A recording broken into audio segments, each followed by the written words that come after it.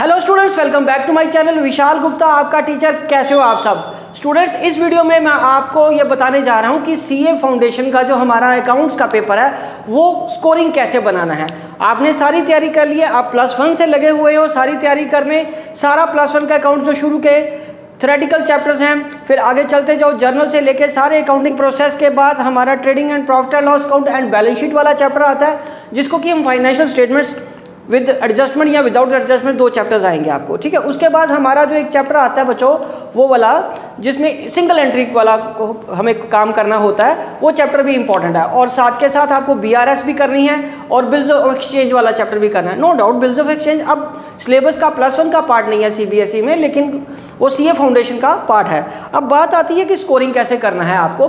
+2 में आपने वो अकाउंट्स तो सारा कर लिया, पार्टनरशिप वाला और कंपनी अकाउंट्स का भी, और सीए फाउंडेशन के जो अलग से चैप्टर हैं डिबेंचर रिडम्पशन का और प्रेफरेंस रिडम्पशन का, वो भी आपने कर लिया है। तो अब हाउ टू स्कोर, तो हम सबसे पहले बात करते हैं, मैं लिख रहा हूँ ताकि कंफ्यूजन ना रहे। सीए फाउंडेशन, उसमें जो हमारा सितंबर 2024 का एग्ज़ाम आने वाला है बच्चों, उसमें आपने क्या करना है। उसमें अकाउंट्स के पेपर में देखो बच्चों, आपको पता है अकाउंट्स का जो पेपर है वो 100 मार्क्स का है, 100 मार्क्स का है, और आपको 6 क्वेश्चन आने हैं। उसमें से आपने 5 क्वेश्चंस करने हैं।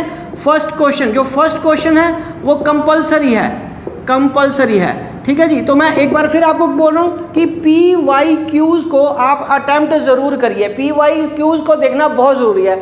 उसमें से मैं अपने ऑब्जर्वेशन के हिसाब से आपको यह समझा रहा हूँ कि प्रीवियस ईयर क्वेश्चन पेपर इतने ज़रूरी हैं कि आप सिलेबस करने के बाद रैंडमली कुछ भी ना याद करिए। जो मैं कह रहा हूँ आप उस तरीके से याद करिए। देखिए बच्चों, जो मैं कह रहा हूँ फर्स्ट क्वेश्चन क्या है, कंपलसरी। वो किसका है बच्चों? थ्योरी का आ रहा है। थ्योरी कौन सी थ्योरी है? वो सारी थ्योरी जो आपकी 11th क्लास वाली है, सारी उसी में से आ रहा है। और वो क्वेश्चन आ रहे हैं ट्रू फॉल्स के। ट्रू फॉल्स के क्वेश्चन है बच्चों, वो बहुत ईजी क्वेश्चन है। 12 मार्क्स के 6 क्वेश्चन आ रहे हैं। पिछले 2-3 साल के क्वेश्चन को रीड करके देखो, कोई भी ऐसी टर्म नहीं है, कोई भी ऐसा क्वेश्चन नहीं है जो बहुत घुमा फिरा के जिसको आप कह सकते हो कि ऐसा है। फ्लैट क्वेश्चन का जवाब आपको ट्रू देना है या फॉल्स देना है। ऐसा नहीं है कि कोई एक्टिव वॉइस में, पैसिव वॉइस में अलग अलग तरीके से लिख के दिया कि जो आपको उलझन भरा लग रहा है कि समझने में दिक्कत आ रही है। दूसरा, उसके बाद एक क्वेश्चन वो उसमें डिफरेंस बिटवीन का भी आ रहा है, जो ज़्यादातर डिफरेंस बिटवीन, जैसे फॉर एग्जाम्पल मैं आपको बता दूँ कि कैपिटल आइटम्स और रेवेन्यू आइटम्स का डिफरेंस, ठीक है। रेवेन्यू आइटम्स का डिफरेंस, इस तरीके का प्रोविजन और रिजर्व्स का डिफरेंस है। इस तरीके के डिफरेंस भी आपको आ सकते हैं, क्योंकि होता क्या है, ज़्यादातर बच्चे इन डिफरेंसेस को छोड़ जाते हैं। तो ये क्वेश्चन तो आपके लिए करना कंपलसरी है। 20 मार्क्स का क्वेश्चन ये है, तो इसमें तो बच्चों बहुत ज़्यादा स्कोरिंग हो सकता है। चलो अब हम आगे बढ़ते हैं। टॉपिक्स जो आपको किसी भी हालत में इग्नोर नहीं करने। एक तो सबसे पहले BRS, bank reconciliation statement, and उसके साथ साथ में बिल्स ऑफ एक्सचेंज। इन दोनों को आप अच्छे तरीके से तैयार कर लीजिए। दोनों में से एक क्वेश्चन तो आपको आना ही आना होता है, ठीक है जी। उसके बाद हम बात करेंगे फाइनेंशियल स्टेटमेंट्स की।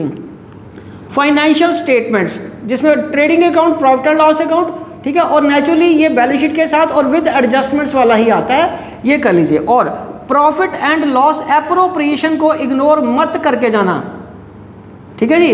एप्रोप्रिएशन को इग्नोर नहीं करना आपने। और उसके बाद जो शेयर कैपिटल वाला क्वेश्चन है, जिसमें issue of shares pro rata and forfeited and re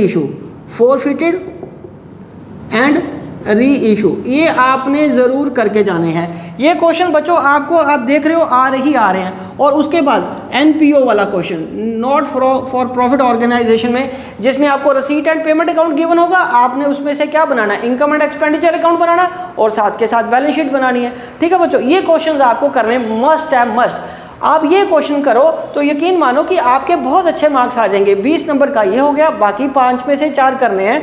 उसमें भी कई बार एक A पार्ट, B पार्ट या C पार्ट में एक छोटा सा आपको थ्योरेटिकल क्वेश्चन मिल जाएगा जो आपको लाइफ बॉय की तरह काम करेगा। बट अकाउंट्स के इन पेपर्स में ये इसमें इन चैप्टर पे फोकस करना, इन पोर्शंस पे फोकस करना बहुत ज़रूरी है। ये इतने स्कोरिंग है कि मैं नहीं समझता कि जो सीए फाउंडेशन करने वाला, जेन्युइनली सीए फाउंडेशन करने वाला स्टूडेंट है वो इन क्वेश्चंस को इग्नोर कर सकता है या इन क्वेश्चंस में कोई गलती कर सकता है। तो इसलिए जैसे मैं आपको बता रहा हूँ कि एग्ज़ाम की तैयारी अब हो चुकी है, मैंने पहले भी आपको अपने शॉर्ट्स में और वीडियोज़ में भी बताया कि कोई नया एडवेंचर हमने नहीं करना अब, क्योंकि almost we are only 10 days left now, ठीक है। तो आपको इन टॉपिक्स को अच्छे से तैयार करना है और कूल माइंड रखना है। पेपर में कोई फंबल नहीं करना, कोई ओवर राइटिंग कटिंग नहीं ज़्यादा होनी चाहिए, प्रॉपर तरीके से नीट एंड क्लीन पेपर करके आना है। Wishing you good luck.